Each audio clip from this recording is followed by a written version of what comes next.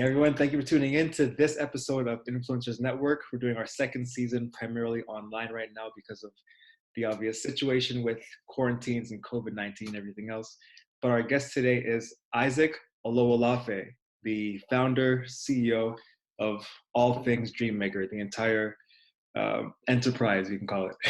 Thank you for joining us, Isaac. How you doing? And great to connect again. Last year we had a great conversation.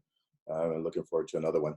Yeah, of course. So give us some background about what you do and what you've built over the past several years. Yeah, again, we run a asset management company called Dreammaker. Started off 15 years just in the real estate business, real estate broker, then turned to real estate brokerage firm, built it up to about 30 licensed agents, then split off to Dreammaker Management, which started to manage all the units that we were brokering. Then launched Dream Fund Holdings, which became our joint venture arm for investors that wanted to participate in some of the projects that we were brokering. And then 8 years ago, we jumped into the development space, launching Dreammaker Developments, have several projects going on around the GTA. And since then, we sort of diversified a bit into the venture space through Dreammaker Ventures, and then insurance space through Dream Insurance. Fantastic. So I know last time we spoke was April or May of last year. Yep. What have you been up to since then? What's changed in your business since that point? It's been a busy 12 months. In the last 12 months, we've completed our first boutique hotel right at the airport called Dream Suites at YYZ. It's the first multi-purpose hotel conversion at the airport.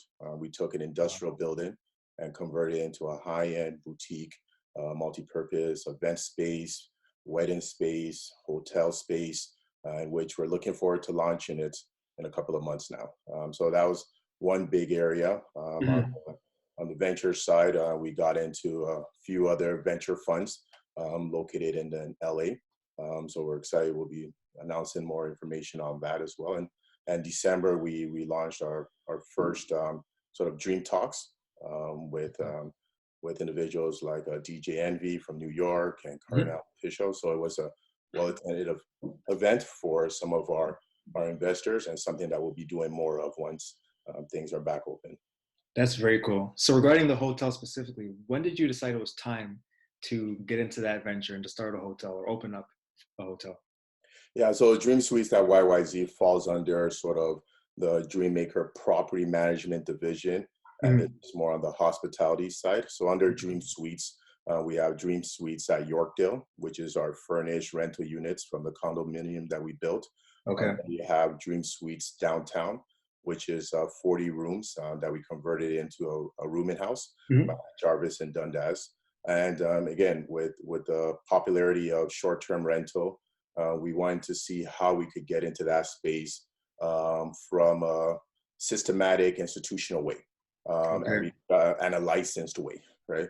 So we felt by getting into the hotel space, nothing too big, something that is easy to manage, and boutique and location, a great location, was something that would give us sort of a way to walk into a new space for us. I see. So do you have any plans going forward to get into other industries as well? Now you're in hospitality, you've done real estate developments, you've done obviously real estate sales. What's next for you? Well, as we see now with the change in climate and the economic changes, technology is very important. And, we're here on a tech platform, communicating. Prop tech is going to make a lot of changes within the real estate space. Right. InsurTech is going to make a lot of changes into the insurance space. And of course, FinTech is going to make a lot of changes on how we do banking, how we transact currency.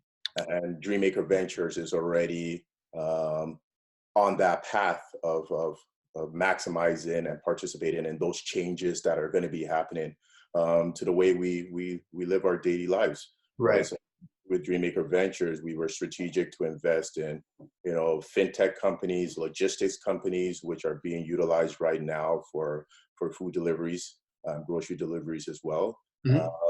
And also in the virtual restaurant space too. With our hotel, we spent a lot of money on our kitchen, commercial size kitchen, which will be operating multiple brands within the kitchen, which is something that's becoming more more popular as brands are figuring out how to maximize smaller spaces. I see. So with all of those ventures going on at the same time, do you have any one space that you favor, that you prefer to work in over the others?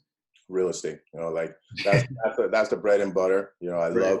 I love going into different spaces and sort of seeing how I could extract value from that space. Like when we walked into the building at the airport, it was Mhm. an old industrial building, 2 stories, and we walked it, did a walkthrough, and I saw that this could potentially turn into not only just a hotel, but a multi-purpose building, Right. right? So I love going into places, seeing sites, and sort of seeing how do we, think outside the box. We recently purchased right on Davenport and Dufferin and Davenport. We purchased a triplex, literally walking distance to the new massive multi-billion-dollar development happening at by the Dufferin Mall there. Mhm. And we're turning a triplex, 5 rooms, into a tenplex, 24 rooms. Oh, Right. wow. And so that's just another example of seeing assets and how to create value with it. So real estate is still our bread and butter. And even in this current climate and economic climate, you'll see that in Toronto, you're not seeing a drastic drop in real estate prices. You're still Right. seeing a little bit of transactions happening. Obviously, it's taking a bit longer for the sales to happen, but the Mhm. values are still there. Right. And it always, the underlying factor is a fundamental factor. And Canada, I got to applaud the government and the officials, both on the municipal, provincial, and the federal level. They're showing the world once again why everyone wants to come to Canada. Right. The way they operate when things are great and how they operate when things aren't great, right? And how they come together, right? So I think once the new reality of living is flushed out, uh, Mhm. I see Toronto doing very well from a real estate point of view. I still Right. see a lot of value, and a lot of investments will be coming into the region, and more individuals will see that real estate is where you really have your secure short-term and medium-term and long-term investment portfolio. Of course. So considering what you mentioned about the state of reality and the state of living right now, how has this whole situation affected your business and some of your team? Yeah, no, it's definitely affected, the some of our construction sites. We have 4 sites under construction. Mhm. Luckily, we're still able to work on 2 of them. The one in Kleinburg, luxury Right. custom homes, and the one at Bayview and York Mills, luxury townhouses. And some of the other sites that we were in the planning stage have to be paused for a bit, and even the construction has to be slowed down as well too. So it's definitely impacting us on the construction side. Obviously, on the realty side, it's harder to do showings. There's less people that want to be seeing homes and going into other people's homes right now. So it's definitely Right. slowed down that. But again, through the diversification on the venture side, is helping that business grow. But it's also given us a time to sort of pause.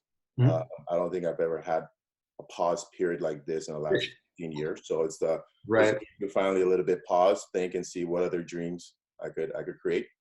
So we're looking at our sort of our whiteboard and drawing some different ideas, seeing what could we leverage within the Dream Network, Mhm. that when we come out into the new market and new economy, what foundation that our enterprise already has that we could leverage off of. I see. So along with all of your ideation and whiteboard sessions, what else are you doing to keep yourself busy during this time? The kids, right? The kids and the wife, obviously, they just started their e-learning classes a couple Okay. of days ago. So they have to put them in 3 different locations in the house, make sure they're all set up with their own computers as well too. So that's been a interesting transition, and just catching up on TV shows and just resting. Watching a lot of different documentaries. Yeah.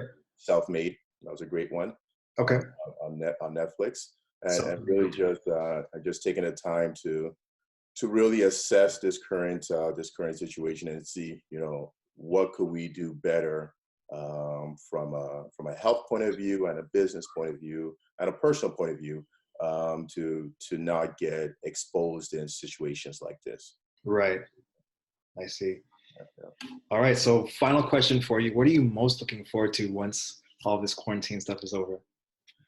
I think really is just driving down with the businesses that we have operating. Really looking forward to launching the Mm. hotel. I think once everyone is comfortable in getting out of the space, again, I think boutique, private events will become sort of the initial transition before it gets to larger scale events. Mhm. So a building like ours that fits 50 to 80 people for events, has 18 luxury rooms. We'll be able to serve small and medium sized events. So we're looking forward to launching that, and then obviously some of the exciting projects that we have coming up. Nice. If you have questions about those projects or anything else, sorry. No If you have problem. questions about those projects or anything else, how can they get hold of you? So dreamto.ca Okay. or info@dreamto.ca. You could definitely hit us up on Instagram, dreamto, and definitely we're looking forward to collaborating. All right. Sounds good. Isaac, thank you very much for your time. I appreciate it. Thank you. And look Stay forward to well. the next conversation. Thank you very much. All Take right. care. Take care.